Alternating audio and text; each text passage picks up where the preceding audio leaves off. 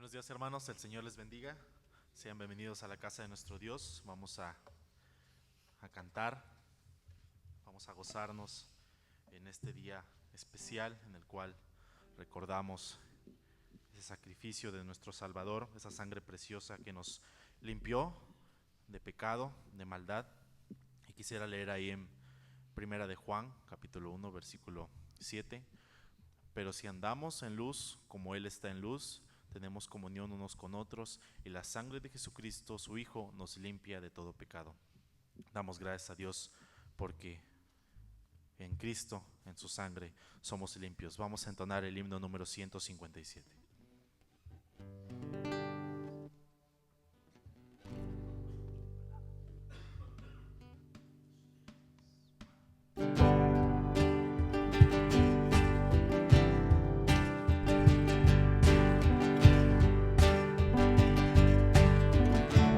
Cantamos. Has hallado en Cristo plena salvación, por la sangre que Cristo vertió. Toda mancha lava de tu corazón, eres limpio en la sangre eficaz. Eres limpio en la sangre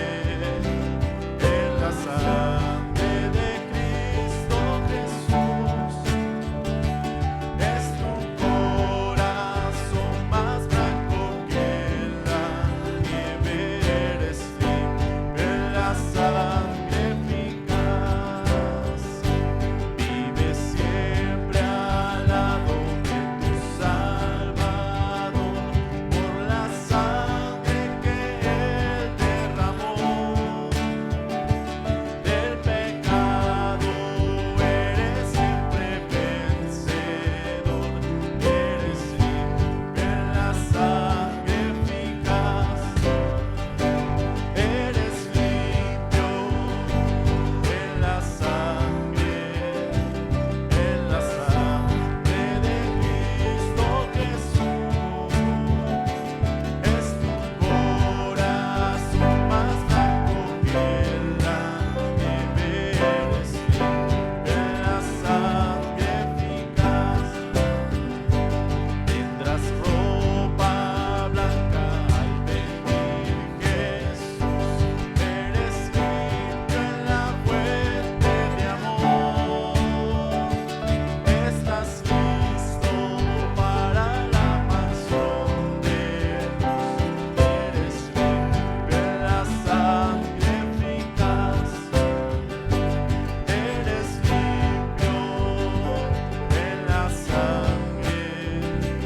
en la sangre de Cristo Jesús. Es tu corazón más blanco que la nieve.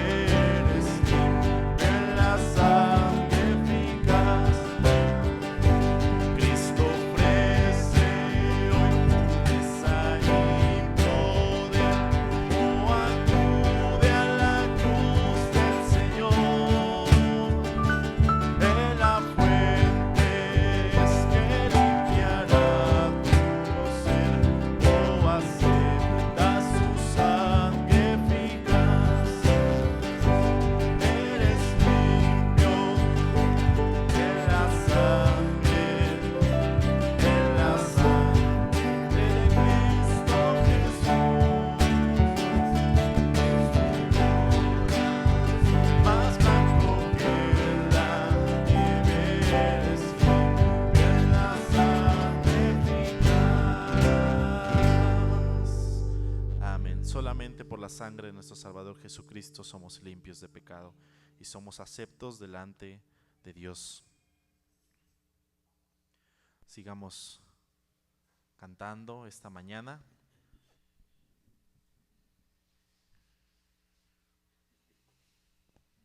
Y vamos a entonar este himno en lo particular. Es un himno que es de mucha bendición porque nos recuerda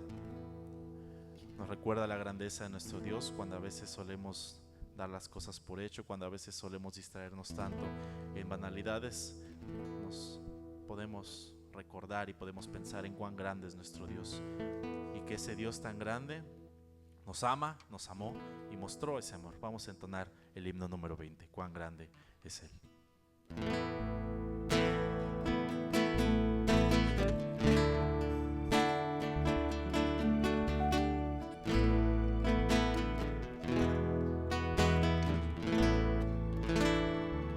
Señor mi Dios, al contemplar los cielos, el firmamento y las estrellas mil, al oír tu voz en los potentes truenos y ver brillar el sol en su sediel,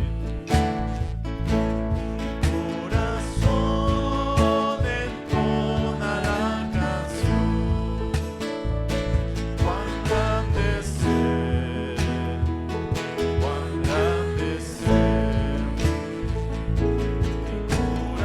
Corazón entona la canción, cuán grande es Él, cuán grande es Él. Al recorrer los montes y los valles y ver las bellas flores al pasar, al escuchar el canto de las aves y el murmurar del claro manantial, corazón entona la canción, cuán grande es Él, cuán grande es Él. Corazón entona la canción, cuán grande es Él, cuán grande es Él. Cuánto recuerdo del amor divino que desde el cielo al Salvador envió, aquel Jesús que por salvarme vino y en una cruz sufrió por mí, murió. Mi corazón entona la canción, cuán grande es Él, cuán grande es Él.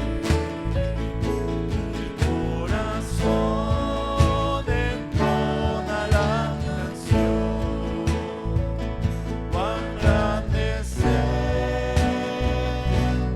cuán grande es Él.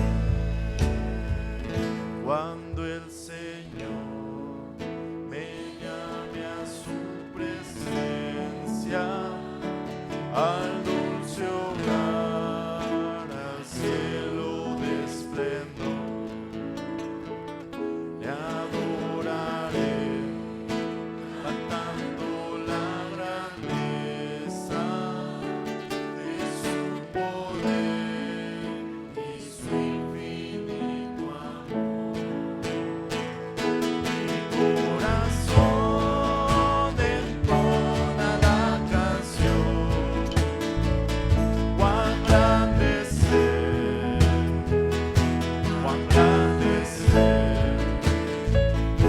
Mi corazón entona la canción, cuán grande es Él, cuán grande es Él.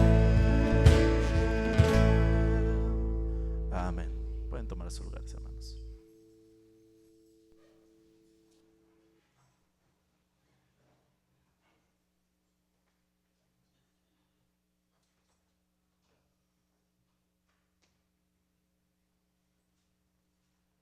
Bien, abramos nuestras Biblias en Hebreos capítulo 10.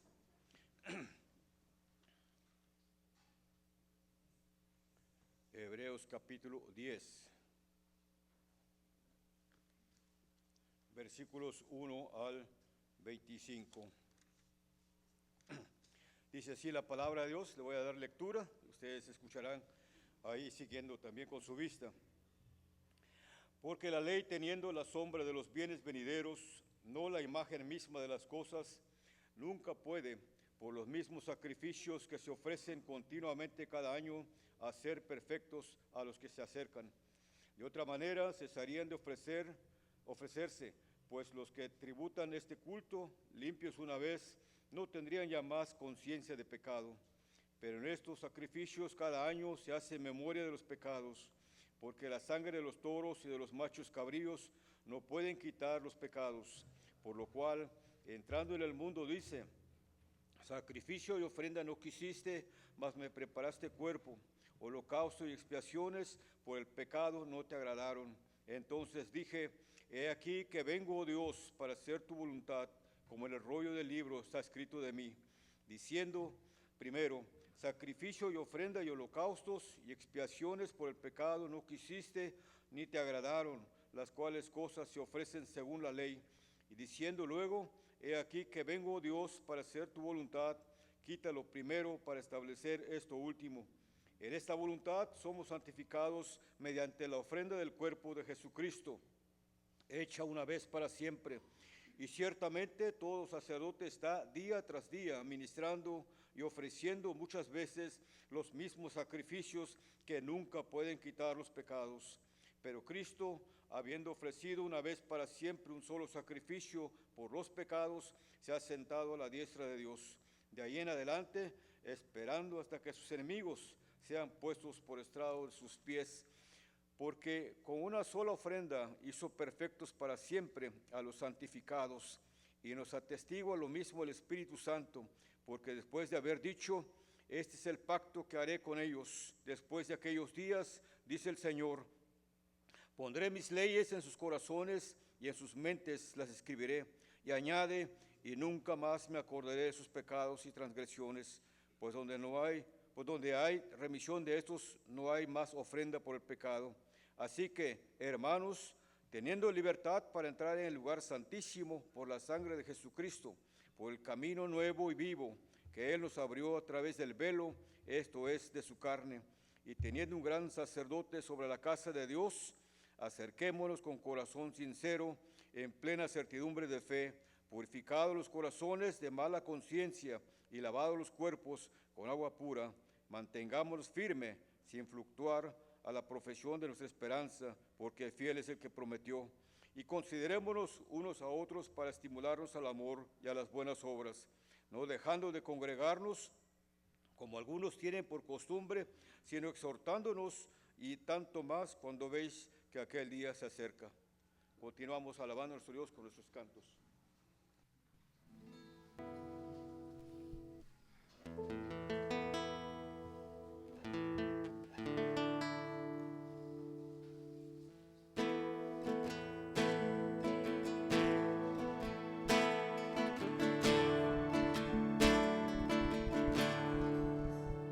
En el monte Calvario se vio una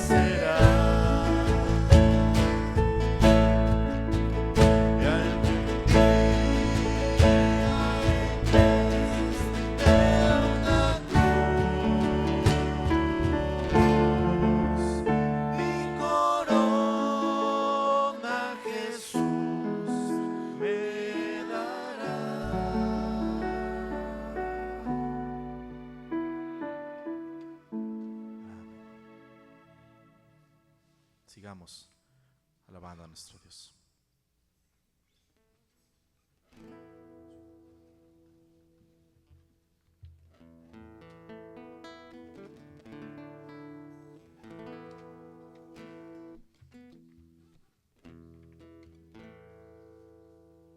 Entonemos el himno número 483, hay un nombre nuevo en la gloria.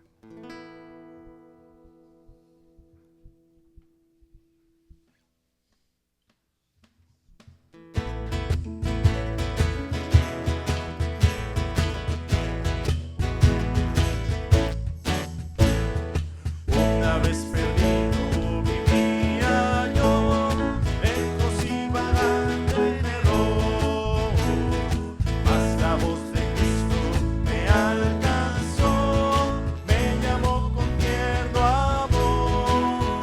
Hay un nombre nuevo en la gloria, mío es, y los ángeles cantan la historia, salvo es el pecador. Hay un nombre nuevo en la gloria, si mío es, todos mis pecados ya son perdonados. Gloria al Señor. En la Biblia dice que salvo soy por la gracia de Jesucristo, conforme en su nombre a la gloria voy, porque Él me rescató. Hay un nombre nuevo en la gloria, mío es, y los ángeles cantan la historia, salvo es el pecador. Hay un nombre nuevo en la gloria, mío es, todos mis pecados ya son perdonados. Gloria al Señor. Cantos de alegría elevo hoy a mi Rey y buen Salvador. A Cristo doy y le sirvo por su amor. Hay un nombre nuevo en la gloria, mío es,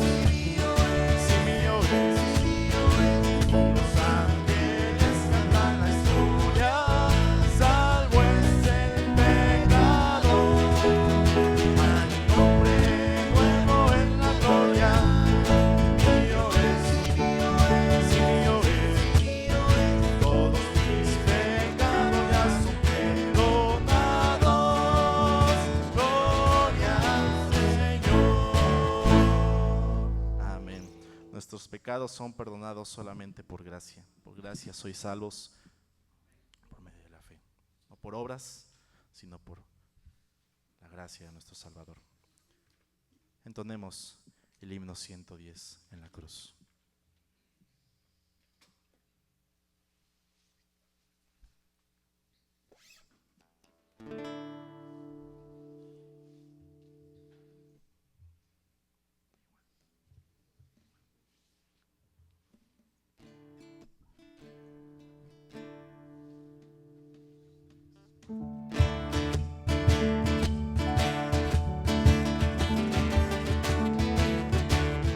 Cantamos.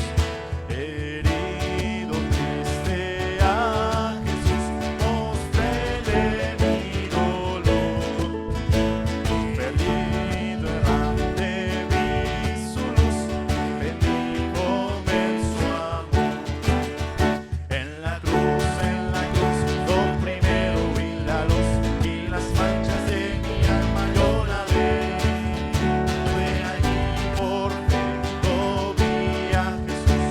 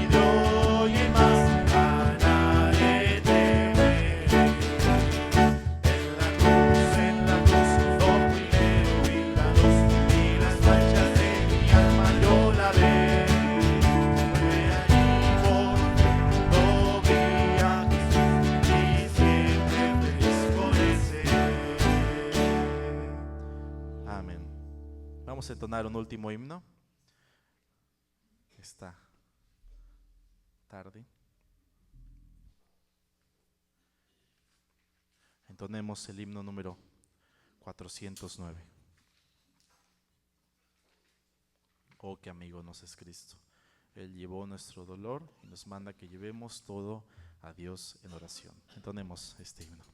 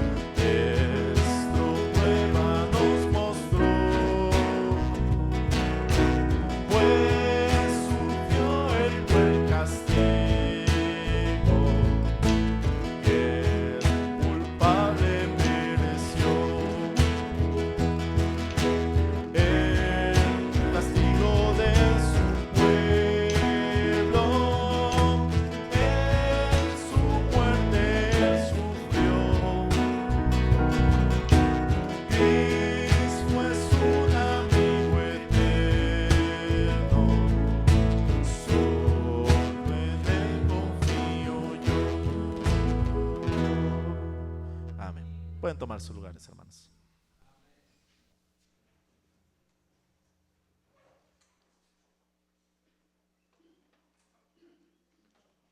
Vamos a leer Juan capítulo 6, versículo 44 al 58.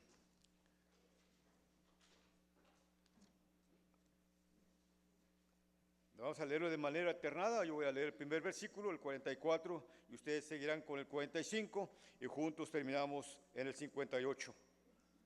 Juan 6, 44 al 58. Ninguno puede venir a mí si el Padre que me envió no le trajere, y yo le resucitaré en el día postrero.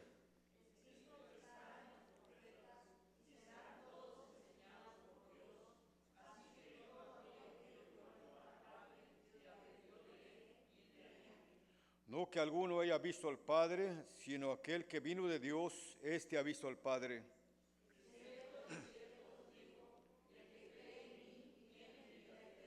Yo soy el pan de vida.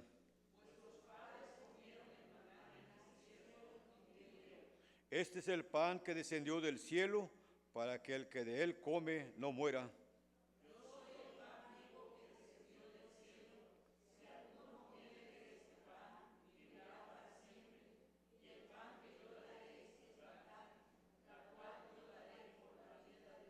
Entonces los judíos contendían entre sí, diciendo: ¿Cómo puede éste darnos a comer su carne?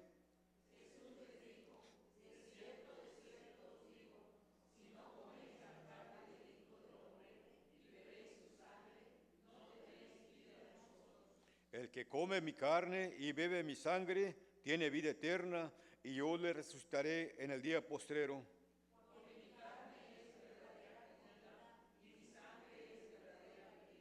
El que come mi carne y bebe mi sangre en mí permanece, y yo en él.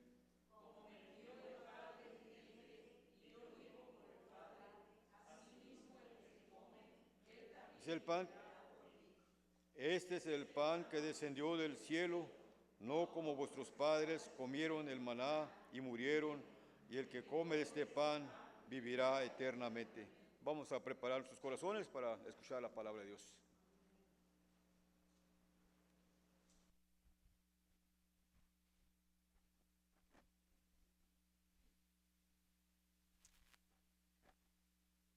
Buenas tardes, hermanos. Ya son tardes. 12:36.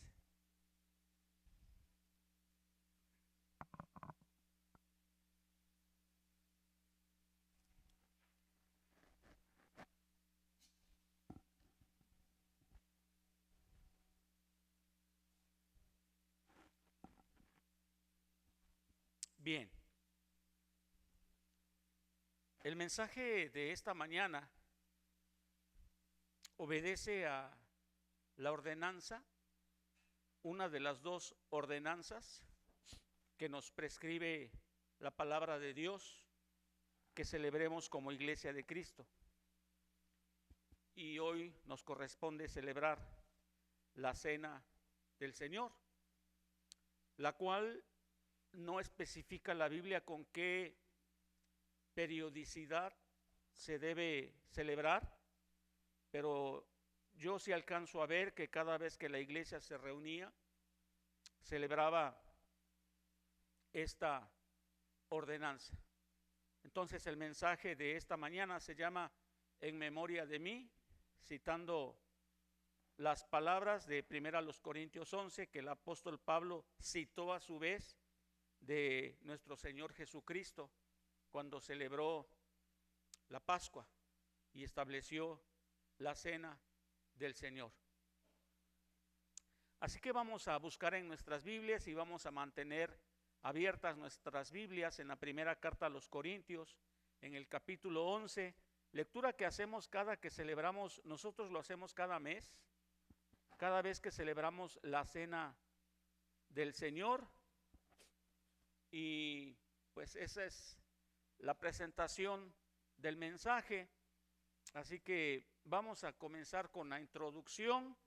Solamente tengo 3 puntos en la introducción, de los cuales el último es una explicación a manera muy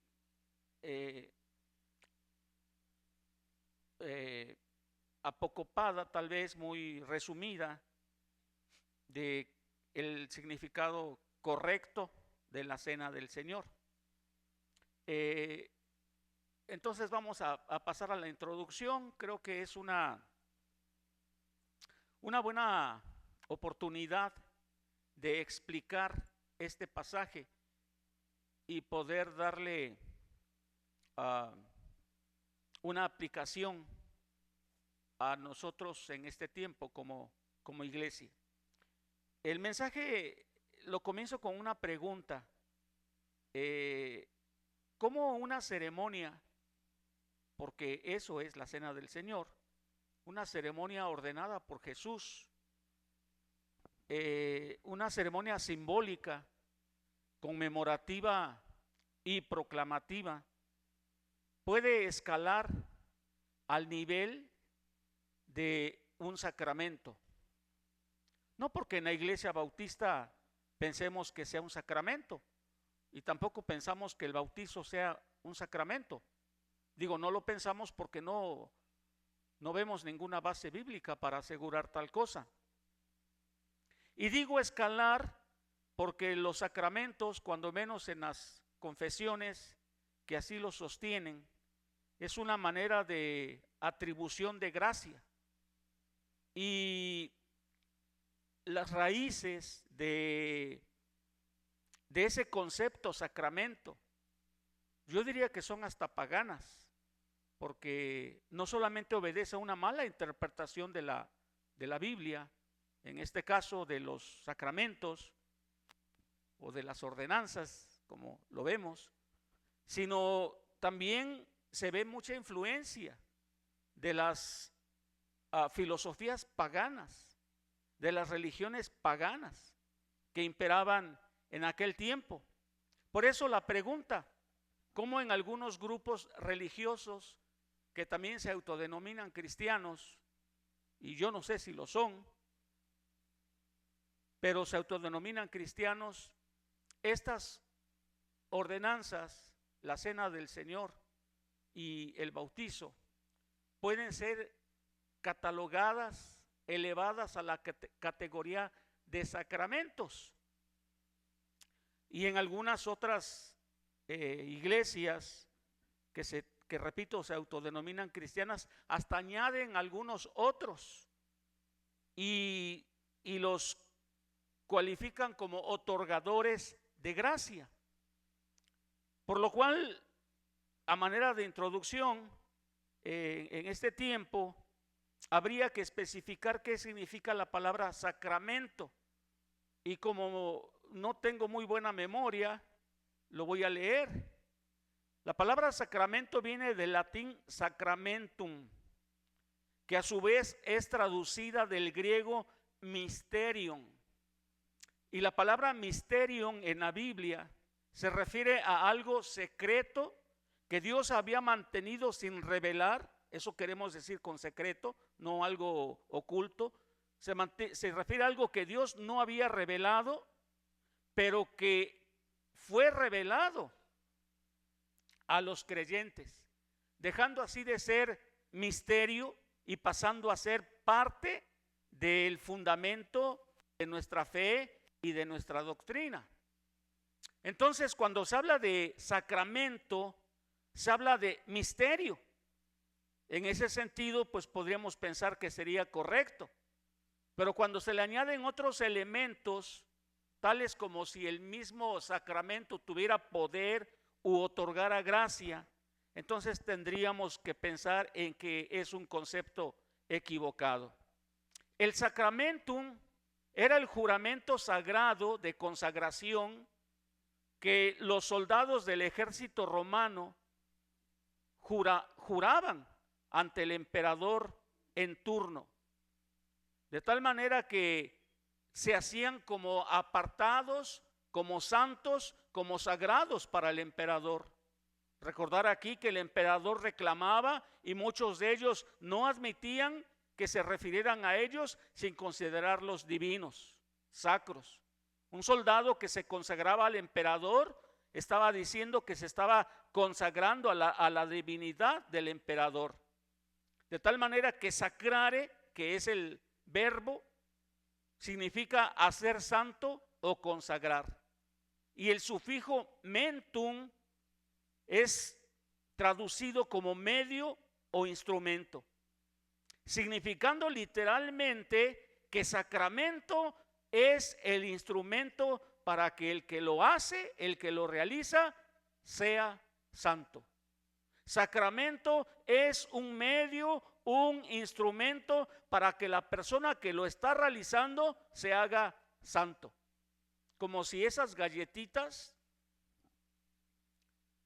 que compramos en Super Iberia, creo, llegaran a ser instrumentos por los cuales ustedes y yo somos más santos. Y el jugo de uva Jumex, creo que sí es Jumex, nos hiciera más santos si estuviéramos considerando esto como un sacramento.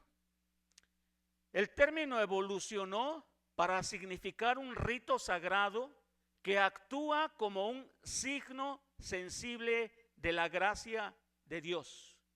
Signo sensible de la gracia de Dios. Se conceptualiza, y ojo con esta última frase que voy a decir, se conceptualiza como el medio por el cual lo divino, Dios, se hace presente y actúa en el ser humano.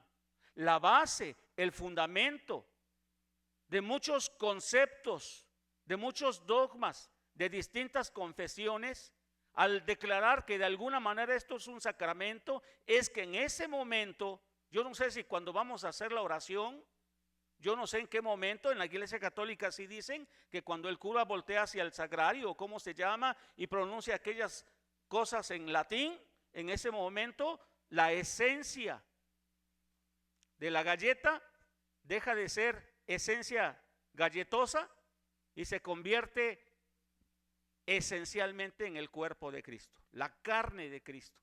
Inclusive hasta narran algunos milagros donde algunas personas muy entregadas a su religión alcanzaron a ver el momento en que la hostia, que ahora es lo que ellos usan, se convertía en un pedazo de carne, a saber, un pedazo de la carne de Cristo. Y el vino se convertía en la sangre. 2 o 3 personas atestiguan tales milagros que ocurrieron. Bueno, pero la base es que en el momento en que se hace la oración, Cristo se hace presente.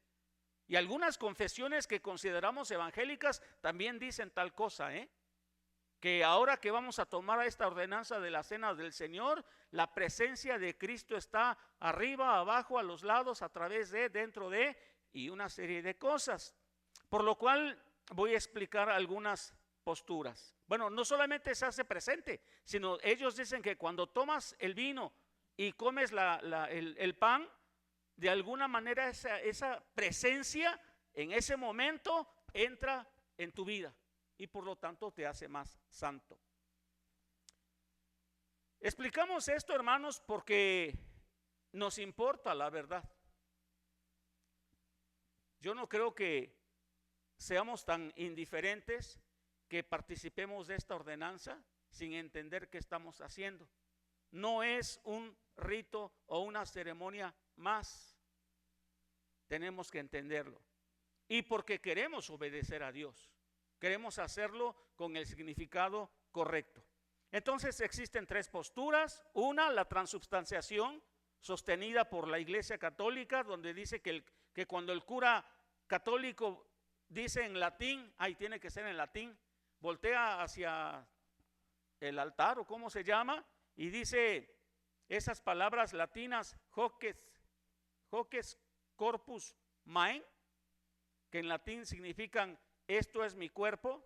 En ese momento, por la palabra de ese ministro, de ese sacerdote ordenado, que tiene todo el poder para esa magia, ese poder, en ese momento esto ya no es pan y vino, ya es carne y sangre de Cristo, ¿no? Explican esto desde la filosofía griega, cuando menos aristotélica, de que los accidentes, que son las formas en que se manifiesta la esencia, siguen siendo los mismos. Ellos mastican la hostia, no toman el vino, lo toma nomás el señor cura, y ellos no toman el vino, pero sí la hostia, ¿no? Y cuando comen la hostia es un accidente, algo externo, la manera en que se manifiesta la esencia, pero cambia la esencia, dicen ellos. Deja de ser hostia y se convierte en el cuerpo de Cristo. Entonces, cuando pasan así en fila y les ponen su hostia, comen el cuerpo de Cristo. Y por eso a sus ceremonias les tienen que llamar misa. ¿Saben qué significa misa? En latín también significa sacrificio. Literalmente ellos están diciendo que cada vez que hacen misa están volviendo a repetir el sacrificio de nuestro Señor Jesucristo. Otra postura es la consubstanciación. La consubstanciación sostenida por algunas confesiones evangélicas o protestantes.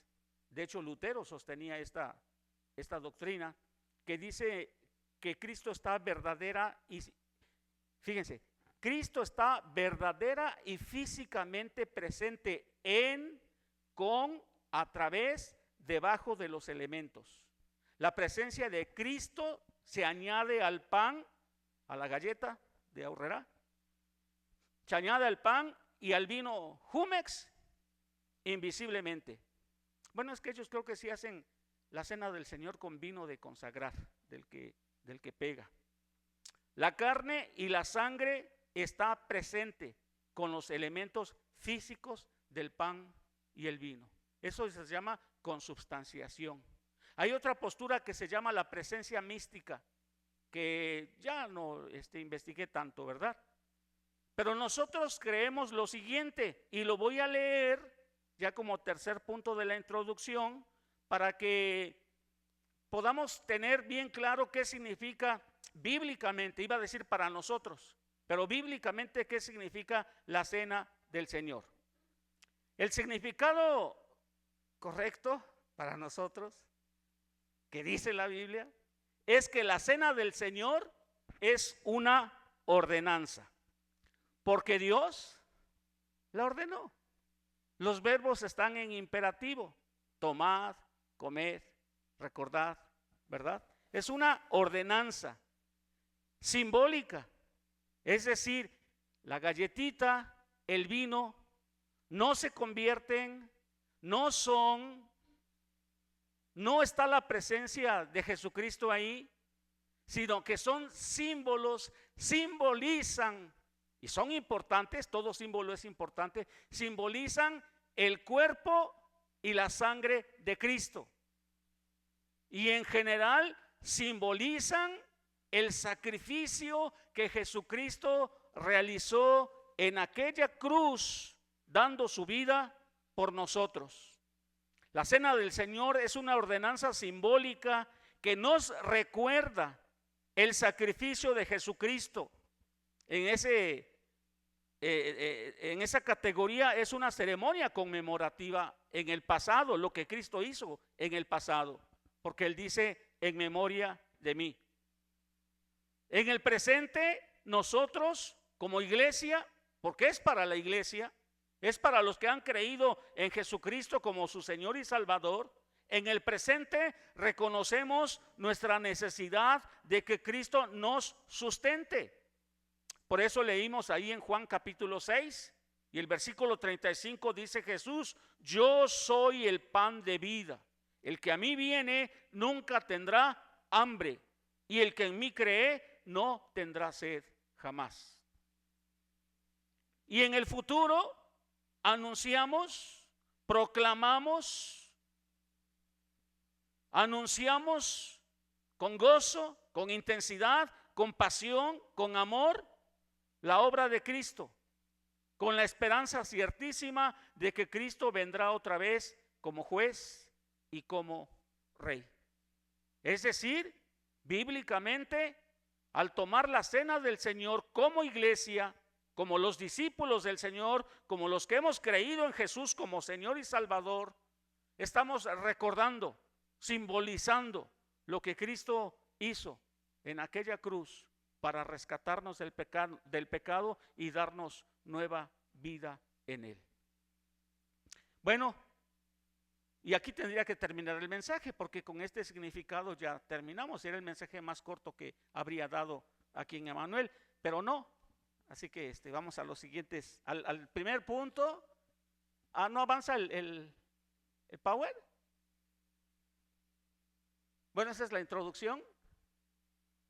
Vamos al primer punto, porfa. Bueno, el primer punto se llama nunca olviden, nunca olvidemos. En el versículo 24 dice, al final, en memoria de mí. Y en el versículo 25 también dice, en memoria de mí. Si tuviéramos que parafrasear esta frase, sería, nunca olvidemos. Nunca olvidemos. No olvidemos qué. No olvidemos que esta es la cena del Señor. Esto este pan, este jugo de uva, que le decimos vino, pero en realidad es jugo de uva, este jugo de uva simbolizan el sacrificio de Jesucristo. No olvidemos lo que Él hizo por nosotros. Y le llamamos cena del Señor, a diferencia de que algunos le llaman Santa Cena.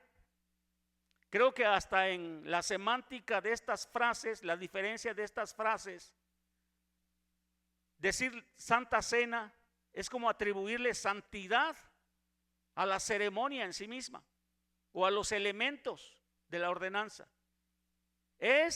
Iba a decir simplemente, pero mejor voy a decir correctamente, mejor llamarlo la cena del Señor. Porque Santa Cena, como si tuviera santidad per se en ella misma, le conferiría poder, le conferiría alguna manera de conferirnos santidad, y tal vez lo estaríamos confundiendo con una ceremonia sacramental. Me recuerda mucho cuando era yo un niño y una vez me acerqué a una pila de agua bendita aquí en el templo de San Nicolás. Había un cura muy popular, muy alegre, que se llamaba, le decíamos el Padre Mario, ¿no? Un día les platicaré qué hacía el Padre Mario, pero me quise acercar a la pila del agua bendita y alguien, casi como si fuera yo a cometer un sacrilegio, me dijo con un grito así como de espanto: ¡no! Y yo era un chamaquito, dije: ¿qué? ¿Me voy a ahogar o qué? ¿Por qué me dijeron que no? Porque estaba prohibido, porque el agua bendita tenía esa cualidad de ser bendita y era reservada para muchas cosas, porque el agua bendita tenía en sí poder. Ahora yo vengo a recapacitar muchos años después, ya que soy un hombre anciano, no, un hombre maduro, que era porque de alguna manera se le atribuían ciertas cualidades y poderes, ¿no? Así que cuando se oían ruidos en mi casa, porque yo vivía en una casa, ya me estoy saliendo del tema, ¿verdad? Yo vivía en una casa donde se oían pasos y decían que había chaneques, no sé dónde, ¿verdad? Y mi mamá, Dios alcanzó a mi madre antes de que muriera, ¿verdad? Y está con el Señor. Pero ella en sus creencias andaba echando agua bendita por toda la casa para que los espíritus chocarreros, o no sé qué clase de espíritus eran, yo pienso que eran chocarreros, se fueran, ¿no? Y pues no se iban. Yo decía que había que echar más agua o algo, ¿no? Pero en fin, hermanos, es atribuirle casi a manera de fetichismo, atribuirles a una sencilla galleta de la Iberia y al jugo Jumex un poder. Entonces ya no es jugo Jumex, ya es algo poderoso, ¿no? Y la galleta ya es. Y no, hermanos, al rato las galletas que sobren, pues si quieren se las comparto para que las comamos, ¿no? Y el jugo se los damos a los niños para que se lo tomen. Y no pasa absolutamente nada. Y antes de salirme más del tema, en el artículo 1127 del Catecismo Católico dice que un sacramento confiere la gracia que significa. Ojo, no dice que Dios, dice que el sacramento.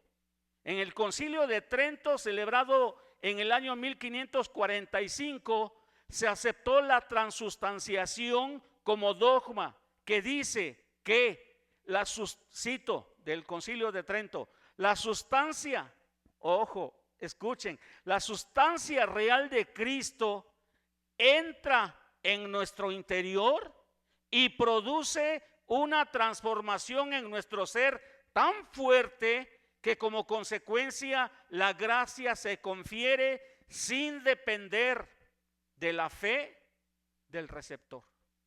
Es decir, mientras reciba el sacramento, mientras abra su boca y reciba la hostia, aunque no tenga fe y vive una vida desordenada y pecaminosa, esa persona al recibir la hostia, el sacramento, recibe todas las bendiciones, todo el poder, toda la gracia y la transformación que ese elemento puede realizar. En 1 Corintios, si regresamos si tiene usted su Biblia abierta, regrese por favor al capítulo 10 y al versículo 16, donde sí se habla de comunión, pero otra vez se habla como un símbolo. Dice 1 Corintios 10, 16, la copa de bendición, y se está refiriendo a la cena del Señor, a la ceremonia. La copa de bendición que bendecimos, ¿no es la comunión de la sangre de Cristo? El pan que partimos, ¿no es la comunión del cuerpo de Cristo? Sí, la cena del Señor simboliza la comunión con Dios, pero no significa que la oración de bendición de un ministro oficial, entiéndase pastor, anciano, presbítero, cura católico, vuelva santos al pan y al vino. Yo no tengo ni quiero tener el poder de hacer una oración y que la galleta y el vino se vuelvan santos, o poseedores y otorgadores de poder o gracia. Tampoco nos da mayor comunión personal con Dios o como iglesia. El tomar la galleta y beber la copa de jugo no nos va a dar una mayor comunión con Dios, porque simbolizan eso que ya tenemos. Simbolizan nuestra comunión con Dios y como hermanos. Por eso Jesús dice: en memoria de mí. Por eso este pasaje de 1 Corintios está inmerso en un pasaje que habla de la comunión entre hermanos, en un pasaje que critica acremente el apóstol Pablo que haya hermanos ricos, con muchas posesiones, con mucha capacidad de llevar los mejores alimentos a la iglesia, y después del culto tener ese ágape, esa comida de comunión que tenían, alardear de su riqueza y en un acto tremendamente egoísta adelantarse a comer hasta que se saciaban y se emborrachaban literalmente.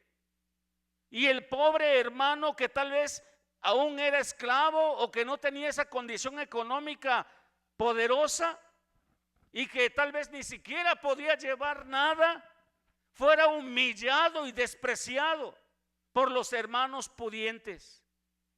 Y Pablo exhorta a esta iglesia de Corintio, que tenía los peores problemas que podemos imaginar. Era un catálogo de los vicios que habían entrado en una iglesia cristiana. Pero una de esos vicios, hermanos, era la acepción de personas, casi como una división de castas, como una discriminación. Y Pablo reprueba esto. Y en ese contexto les recuerda la cena del Señor. Y en ese contexto nos dice a nosotros la palabra aquí, que el tomar estos elementos no nos da una mayor comunión con Dios, pero que es algo que ya tenemos. Celebramos la cena del Señor no para tener comunión con Dios, sino porque ya la tenemos. Y celebramos la cena del Señor no para tener mayor comunión entre nosotros, porque eso no nos une. Nos une lo que simboliza. Pero si no estamos teniendo comunión entre nosotros, mis hermanos, lo único que estamos haciendo al llevar a nuestra boca la galleta y el jugo es solamente una farsa. Si no tenemos esta comunión, es porque no somos creyentes, o porque siendo creyentes a veces andamos de pleito entre hermanos y estaríamos celebrando algo falso. Que Dios nos libre de celebrar una ceremonia por costumbre o porque tengamos conceptos equivocados. Y que celebremos una ceremonia porque nos amamos, porque somos una familia, porque somos un cuerpo y porque amamos a Dios. Y Pablo dice aquí que el celebrar una farsa, cuando menos en la iglesia de Corintio, les podría traer consecuencias nefastas. Algunos están enfermos, dice el apóstol, y otros ya duermen, el sueño de los muertos. Entonces, mis hermanos, nunca olvidemos, en memoria de Cristo, nunca olvidemos el propósito de recordar y proclamar. El pan y el vino son simbólicos, pero lo que simbolizan es lo más grandioso y sublime que Dios hizo por nosotros. Por eso sí lo celebramos con solemnidad y con reverencia. Tampoco es cualquier cosa lo que estamos haciendo.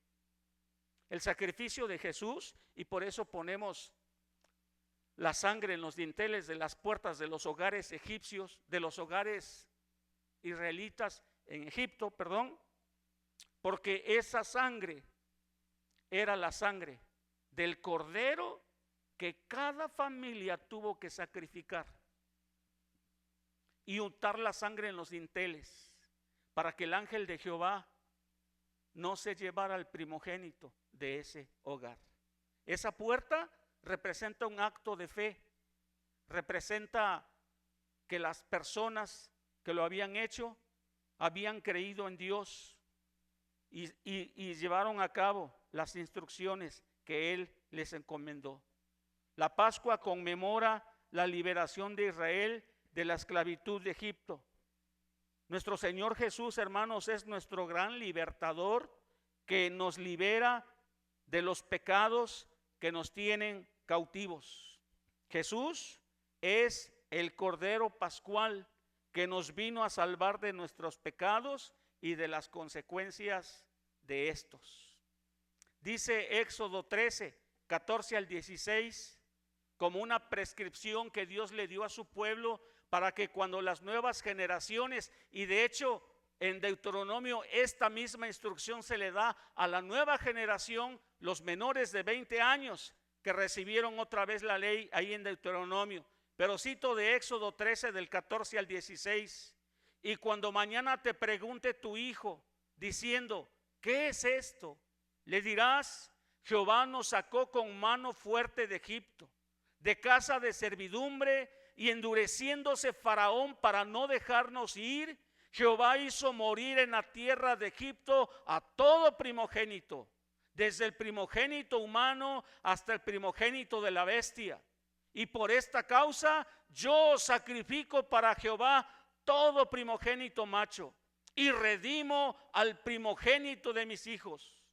Te será pues como una señal sobre tu mano y por un memorial delante de tus ojos, por cuanto Jehová nos sacó de Egipto con mano fuerte. Nunca olvidemos, nunca dejemos de tener gratitud y maravilla por lo que Dios hizo por nosotros. Cuando Juan 3:16 dice, de tal manera, es una exclamación de que considera todo lo grande y hermoso que Dios hizo. De tal manera nos amó que dio a su único hijo. Nunca olvidemos, para maravillarnos siempre, hermanos, de nuestra indignidad miserable y de la misericordia de Dios. Nunca olvidemos, para agradecerle al Señor con nuestras vidas. Como dice un himno, ¿qué te daré, Maestro? ¿Con qué responderé? ¿Cómo puedo pagar ese sacrificio? Nunca olvidemos. Y que esa gratitud, como le pasaba a los judíos, cuando sus hijos les preguntaban, ¿y por qué estamos matando ese corderito? Dicen inclusive que era un poquito cruel eso, ¿no? Porque según esto, el corderito, el más bonito que había nacido de aquella de aquel, ¿cómo se dice? Grupo, camada de corderitos, escogían el macho, el más bonito, y lo llevaban a casa. Y el corderito convivía con los niños como una mascotita. Todos hemos visto un corderito recién nacido y cómo va creciendo. Te da mucha ternura, ¿no? Y se acostumbraban a él. Lo llegaban a amar los niños, la familia. Pero al año lo tenían que sacrificar. Nunca olvidemos eso, hermano. El pueblo judío tenía que ofrecer año tras año, Pascua tras Pascua. En el día de la expiación, otro tipo de animales. Pero en Pascua, este cordero. Para recordar. No era expiación, era para recordar. Nosotros debemos recordar constantemente, nunca olvidar, con maravilla y gratitud, lo que Dios hizo por nosotros. Esto es lo que simboliza la cena del Señor. Punto número 2, por favor. En el punto número 2 se llama un nuevo pacto, una nueva relación. Dice ahí en 1 Corintios 11, en el versículo 25, hablando el Señor de su sangre, esta copa, asimismo tomó también la copa después de haber cenado, diciendo, esta copa es el nuevo pacto en mi sangre. Una nueva forma de relacionarnos con Dios. Hay un antiguo pacto que era casi exclusivamente para el pueblo judío y los prosélitos que tomaran el judaísmo como su religión, como su fe, que tenía la ley dada a Moisés con preceptos morales, ceremoniales, civiles que cumplir y que se basaba en el sacrificio por los pecados. El día de la expiación, el sacerdote, el sumo sacerdote, ofrecía sacrificio primero por él y después por el pueblo. Y año con año, y en otras ocasiones también, se tenían que estar ofreciendo sacrificios. Cuando el Señor Jesús dice, esto es mi cuerpo, está hablando de su sacrificio. Y cuando dice eso, pues Jesús todavía tiene un cuerpo humano. No se refería obviamente literalmente a su cuerpo. El pan que estaba ofreciendo a sus discípulos, a los apóstoles, era evidente que no era lo mismo, que su cuerpo todavía vivía. Hay un simbolismo ahí. Y ese simbolismo es lo que nos dice nuestro Señor Jesús. Representa este cuerpo, este pan y esta sangre, un nuevo pacto, donde ya no hay que cumplir una ley, porque aparte nadie pudo cumplirla, a excepción de nuestro Señor Jesucristo, sino habla de la buena voluntad de Dios y de su gracia y misericordia hacia nosotros. De tal manera, hermanos, que llega a ser un misterio. Pablo le llama en 1 Timoteo 3:16 el misterio de la piedad. Dice ahí en 1 Timoteo 3:16 que Dios fue manifestado en carne, justificado en el Espíritu, visto de los ángeles, predicado a los gentiles, creído en el mundo, recibido arriba en gloria. La sangre de Cristo es el precio que se pagó para establecer este nuevo pacto, esta nueva manera de relacionarnos con Dios. Yo le di las lecturas al hermano Laurencio, porque así debemos hacerlo para hacer con orden el programa del culto, y él puso, yo no creo que fue él, yo creo que fue el Espíritu Santo, puso esa lectura de Hebreos, que habla precisamente de este nuevo pacto, esta nueva forma de Dios Dios es inmutable, no cambia, pero sí cambia la manera en que se relaciona con su pueblo. Y el más grande cambio, hermanos, es que ahora nosotros vivimos bajo este nuevo pacto, bajo este pacto de gracia, que no se consumó en este dicho de Jesús en el versículo 25. No se consumó allá en Mateo 26 cuando lo menciona, sino que se consumó días después, no, horas después, en la cruz, cuando Él entregó su vida por nosotros.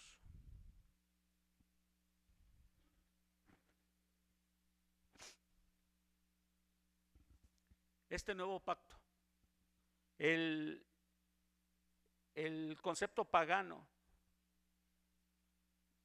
de los sacrificios ofrecidos a los ídolos, de hecho ese es uno de los problemas que tenían en Corintio, y Pablo ataca o explica más bien.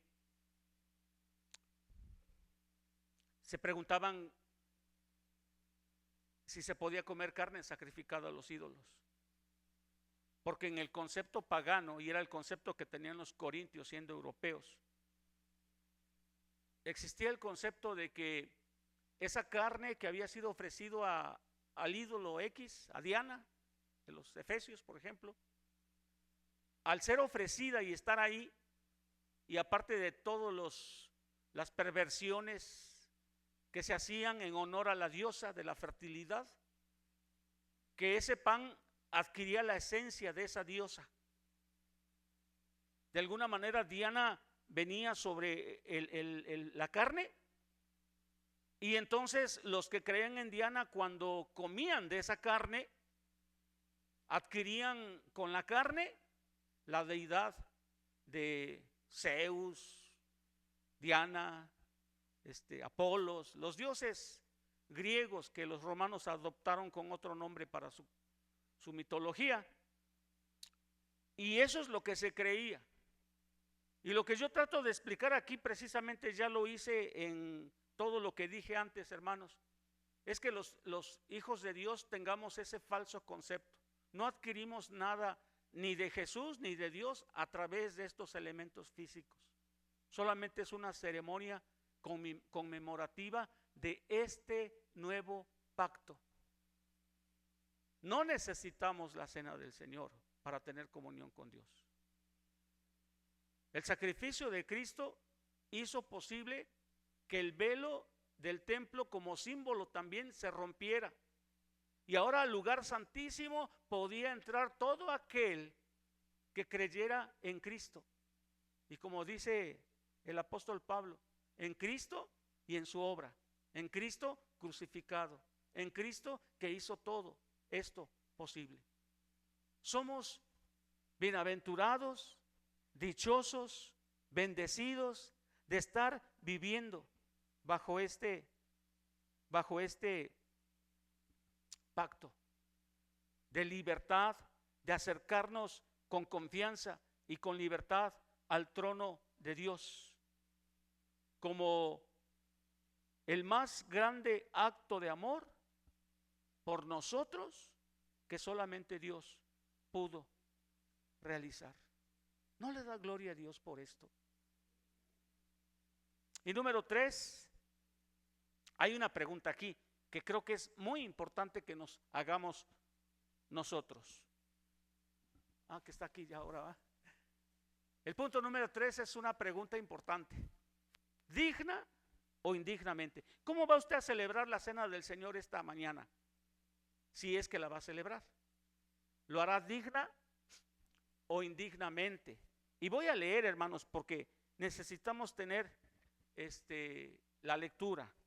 Versículos 27. Fíjense y ponga mucha atención a lo que dice la palabra. De manera que cualquiera que comiere este pan o bebiere esta copa del Señor indignamente. No está hablando del sujeto, si es digno o no. Está hablando de la manera en que se toma, digna o indignamente. De manera que cualquiera que comiere este pan o bebiere esta copa del Señor indignamente será culpado del cuerpo y de la sangre del Señor. Por tanto, esta mañana usted y yo, nos dice la Biblia, por tanto, pruébese cada uno a sí mismo y coma así del pan y beba de la copa. Porque el que come y bebe indignamente, sin discernir el cuerpo del Señor, qué sentencia tan terrible. Juicio come y bebe para sí. No habla solamente a los corintios, no habla solamente para esa iglesia, nos habla a todos los hijos de Dios. Si comes y bebes indignamente la cena del Señor, juicio comes y bebes para sí. Por lo cual hay muchos enfermos y debilitados entre vosotros, y muchos ya están muertos. Si pues nos examinásemos a nosotros mismos, no seríamos juzgados. Mas siendo juzgados, somos castigados por el Señor. Ojo, no nos manda al infierno, nos castiga porque somos sus hijos. Somos castigados por el Señor, para que no seamos condenados con el mundo. Así que, hermanos míos, cuando os reunís a comer, esperaos unos a otros. Y qué hermosa frase, tiene un significado muy amplio. Cuando os reunís a comer, esperaos unos a otros. Si alguno tuviere hambre, pues coma en su casa, para que no os reunáis para juicio. Y ya, bueno, lo demás tal vez no tiene relevancia para este pasaje. ¿Cómo va usted a tomar la cena del Señor hoy? En las iglesias se habla de comunión abierta, comunión cerrada y comunión semiabierta o semicerrada, ¿va? Como sea. Comunión abierta es que todos los que quieran participar, que han creído en Jesucristo, se levanten y tomen, ¿va? Juicio comen, o sea, si comen indignamente, pues juicio comen para ellos. Es su responsabilidad, uno podría decir así, muy irresponsablemente, ¿no? La cerrada es que solamente participan miembros de la iglesia, de esta iglesia local, Bautista Emanuel, y bueno, que se han bautizado, que se han añadido a la membresía de la iglesia. Esa es la cerrada, ¿no? De tal manera, e iglesias bautistas de la misma fe y orden, se dice, ¿no? Si viene a alguien de una iglesia bautista y quiere participar, pues solamente miembros y miembros de otra iglesia que vengan a participar. Y la semiabierta o semicerrada, pues es, yo diría que esto que estamos haciendo ahorita, que nos cercioremos de algunas cosas para tomar la cena del Señor dignamente. Dice ahí, a ver, en el versículo 29, yo creo que nos da mucha luz acerca de esto. Dice el versículo 29, porque el que come y bebe indignamente, y explica, sin discernir el cuerpo del Señor. Discernir el cuerpo del Señor. No discernir el cuerpo del Señor significa, pues puede significar que el que come y vive indignamente no se da cuenta de lo que significa el pan y el vino, y lo hace irreverentemente. Irreverentemente no solamente significa que se esté tomando la cena del Señor y usted esté cuchicheando ahí con su compañero del junto, ¿no? Que está tomando la cena del Señor y está usted cuchicheando, platicando. O que saque su cel y en lo que pasa esa aburrida cena del Señor, pues esté usted chateando en el cel, ¿no? O que simplemente pues esté así, pero no deje que su mente vague en lo que pasa ese tiempo de la cena del Señor. Eso significa, pero sobre todo significa no entender qué es la cena del Señor. Fíjense, mis hermanos, los que se sentaron a la mesa de Cristo en aquel aposento alto, en aquella cena del Señor eran sus discípulos. No invitó a los 70 o a la demás multitud. Los que tomaron la primera cena del Señor fueron exclusivamente sus discípulos. Judas se fue, ¿eh? Ya no sé si alcanzó a comer o no, pero se fue a cenar, ¿va? Pero se fue. Los que se sentaron eran sus discípulos. ¿Es usted discípulo de Cristo?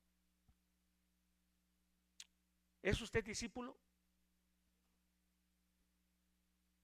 La cena del Señor está dirigida a quienes han creído. ¿Ha creído usted en Jesús?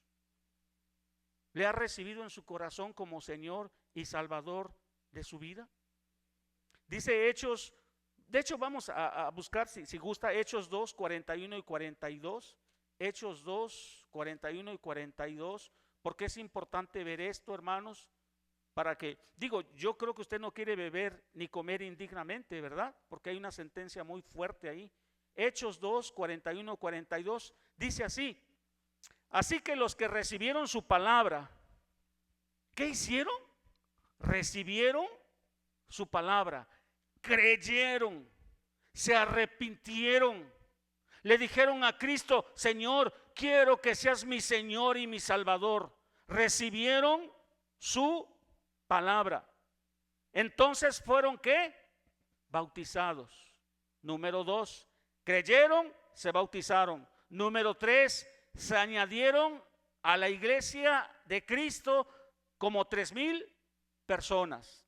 Número 4, perseveraban en la doctrina de los apóstoles, querían saber más, leían su Biblia, preguntaban, asistían, había hambre por la palabra de Dios. Número que sigue, ya lo perdí. Persistían en la comunión unos con otros. Y luego dice que persistían, perseveraban en la ordenanza de la cena del Señor y en las oraciones. Eso significa el partimiento del pan, la cena del Señor. Por eso, hermanos, es que se restringe, pero si alguien quiere sin haberse bautizado hacerlo, es su responsabilidad personal. Se restringe a aquellos que han creído en Cristo Jesús. Los que pueden tomar de la cena son los que han creído en Cristo Jesús como su Señor y Salvador. Se han bautizado, no tienen dudas. Y de hecho, si alguien tiene dudas, ¿me bautizaré? ¿No me bautizaré? ¿Qué haré? Mejor sí, mejor no. Es mucha responsabilidad. No ha creído, hermano. Con todo respeto, déjeme decirle que si usted está dudando de obedecer o no obedecer a Cristo, usted no ha creído. No se puede creer a medias. No se puede creer hoy y mañana no. La cena del Señor la pueden celebrar y participar aquellos que han creído y han obedecido a Cristo Jesús en el bautizo cristiano. Y aquí dice que esas personas con el bautizo se añadieron a la iglesia.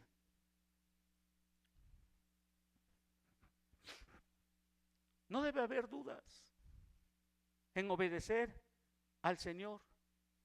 Estoy buscando aquí donde apunté algunas cosas importantes, pero voy a llegar en su momento. En 1 Corintios 11, 28, regresando a nuestro pasaje, dice que nos probemos a nosotros mismos. 1 Corintios 11, 28. Por tanto, pruébese cada uno a sí mismo y coma así del pan y beba de la copa. Probarse a uno mismo es ver si soy de los que se han convertido a Cristo, de los que han obedecido la primera ordenanza del bautizo como testimonio público.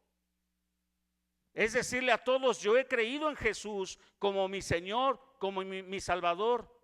Bautizarse sin dejar pasar el tiempo, o porque tiene algún asunto o situación que resolver. Simplemente obedece porque ha creído, resuelve los obstáculos. Y sí, hay algunas ocasiones en que alguien que ya creyó en Jesús, se arrepintió de sus pecados y le entregó su vida y quiere bautizarse y tiene una situación que le impide bautizarse. Y aquí tiene que dialogar con el pastor, con el líder, con el responsable de la iglesia, para ver si se puede bautizar. Mi criterio, y a lo mejor va a parecer muy abierto, es que cuando una persona ha creído de corazón realmente y le ha entregado su vida a Cristo y quiere resolver situaciones del pasado que le encadenan a una vida del pasado y no se puede, por una situación especial no se puede, yo como pastor correría el riesgo de sí bautizarlo. Pero ahí ya corresponde al criterio de cada pastor. Pero lo que hay que valorar es la decisión firme, clara, de la persona que ha creído en Jesús como su Señor y Salvador, de bautizarse. Y aunque quiere resolver los problemas, los obstáculos de la vida pasada, no puede resolverlos. ¿Se acuerdan que cuando Zaqueo conoció a Cristo, en su arrepentimiento devolvió la mitad de lo que había defraudado a las personas y también repartió entre los pobres, y él pudo arreglar? Hay veces en que no se puede arreglar alguna situación del pasado, pero Dios conoce tu corazón y el pastor y la iglesia pueden decidir si puedes bautizarte o no. Pero yo aconsejaría a un pastor y a una iglesia en que cuando de veras no se puede resolver algo del pasado y el hermano o la hermana ha creído de corazón y da evidencias, se le bautice.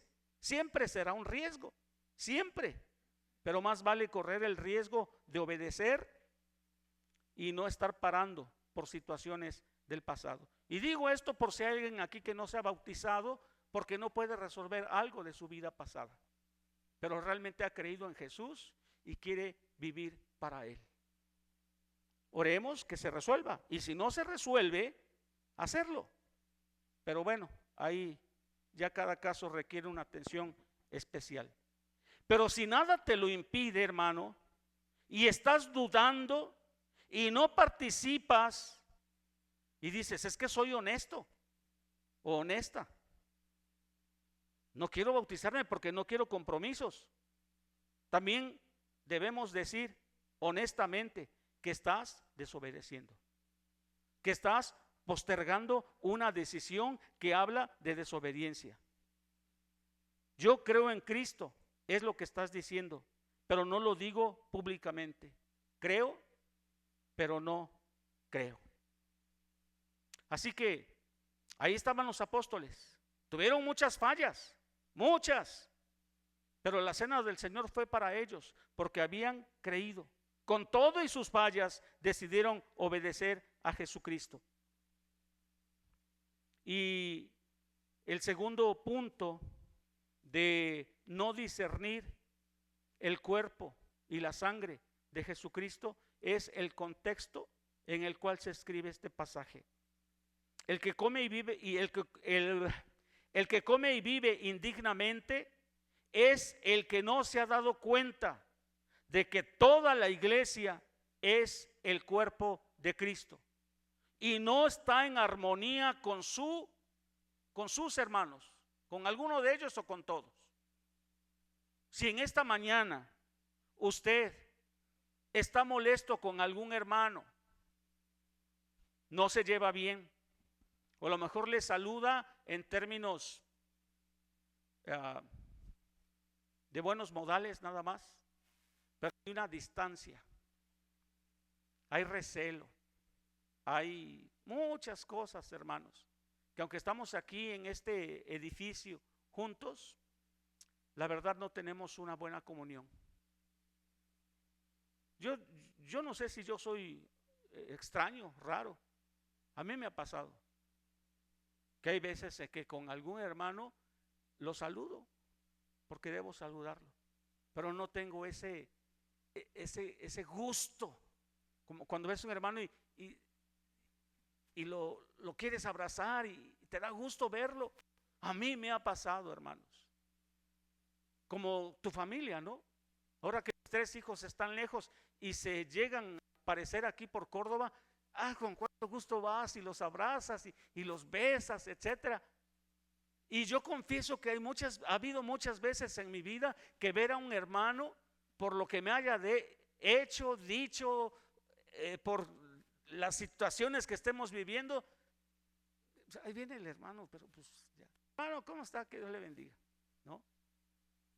Y ya, pero no me da gusto, es más, siento hasta como feo de salud, he sentido como feo de saludarlo. No sé si a usted le haya pasado, o a lo mejor usted sí es un buen cristiano, no como yo, pero eso es el segundo aspecto de no discernir el cuerpo de Cristo.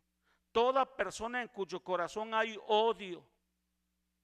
¿Se pueden odiar los hermanos? Amargura, desprecio contra otro. Si usted tiene eso, yo le aconsejo, puede hacerlo. Come juicio y bebe juicio para usted, pues allá usted. Pero yo le aconsejo que ni venga a la mesa del Señor, porque lo está haciendo sin discernir la responsabilidad de mantener la comunión.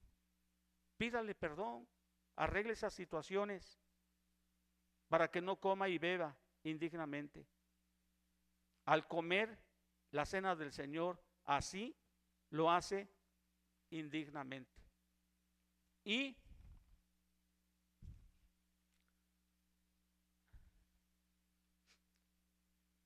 es no tener la conciencia de la grandeza de lo que estamos haciendo. Y no estar en armonía con el hermano por quien también Cristo murió. Dios va a decidir cómo disciplinarnos. Y se lo repito, Pablo dijo aquí que muchos estaban enfermos y otros se habían muerto. Está comprobado que el rencor, por ejemplo, causa cáncer. Los resentimientos causan depresión.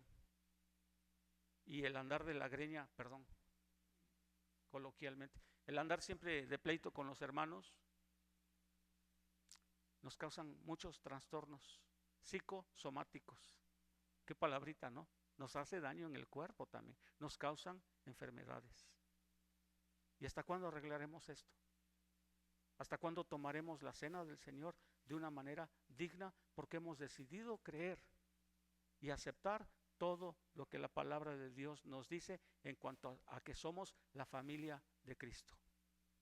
A manera de conclusión, si podemos poner, creo que sí hay una diapositiva para la conclusión, es la última.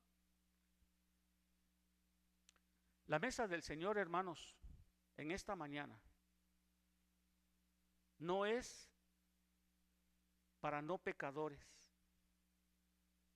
Por eso la palabra tomar la cena del Señor indignamente no habla de los que lo hacemos, que seamos indignos, porque todos somos indignos, todos, pero habla de la manera en que la hacemos indignamente. Pero esta mañana podemos arrepentirnos y creer. Si Jesús no es su Salvador y no es su Señor, porque usted ha venido posponiendo esa decisión, la más importante de la vida del ser humano hasta ahorita, por miedo al compromiso, porque usted dice, es que no he podido cambiar, yo sé que soy muy pecador, muy sucio, y es una mentira, o porque simplemente no quiere cambiar. Hace bien en no participar de la cena del Señor, pero no hace bien posponiendo una decisión tan importante, la más importante. O si usted es alguien que incluso ya se bautizó, tiene tiempo de venir a la iglesia. Yo tengo 40 años, más de 40 años, desde la primera vez que escuché una predicación cristiana y empecé a venir aquí. Y a lo mejor ya hasta se bautizó, a lo mejor tenga alguna función que realiza en la iglesia, a lo mejor sea pastor u otra cosa, otro ministerio. Pero sus relaciones en lo que respecta a usted, no a los demás, no le eche la culpa a los demás, en lo que respecta a usted, no son las mejores en la iglesia. Hoy es tiempo de arrepentirse. Hoy es tiempo de pedirle perdón a Jesús y venir ante su presencia para entregarle toda nuestra vida. Y entonces, si algún día u hoy participamos de esta ordenanza, porque se examinó a usted con respecto a esto, puede hacerlo dignamente. Los peligros de hacerlo indignamente, hermanos, no justifican el hecho que usted diga, bueno, como acabo de escuchar el mensaje, no participo, no vaya yo a hacerlo indignamente. Pero si usted no lo hace por eso, habla de una terrible actitud de egoísmo y de incredulidad que le va a llevar al infierno. Hay un infierno, hay una perdición eterna. Qué bueno que a estos que Dios disciplinó eran sus hijos y que les mandó enfermedad y los mató. Sí, ahorita. Los disciplinó porque eran sus hijos. No se fueron al infierno, están con Dios, pero enfermos y habiendo desobedecido a Dios, porque Dios es fiel. Pero si alguien aquí no es hijo de Dios porque no ha aceptado a Cristo en su corazón, esta mañana, mediodía, tarde, puede hacerlo. Es solamente arrepentirnos de nuestros pecados, de nuestra incredulidad y decirle a Jesús con nuestro propio corazón: Señor, te recibo en mi corazón como mi Señor y Salvador de mi vida. Si alguien no lo ha hecho, hágalo. Al rato puede ser demasiado tarde. Así que, mis hermanos, al tomar esta ordenanza, tengamos este tiempo de reflexión. Y la vamos a hacer, pero la vamos a hacer con seriedad, recordando lo que simboliza y haciéndolo con reverencia, pero también en obediencia al Señor. Que Dios nos hable a través de esta ordenanza. Voy a pedir a mis hermanos diáconos que van a ministrar los elementos que pasen, por favor.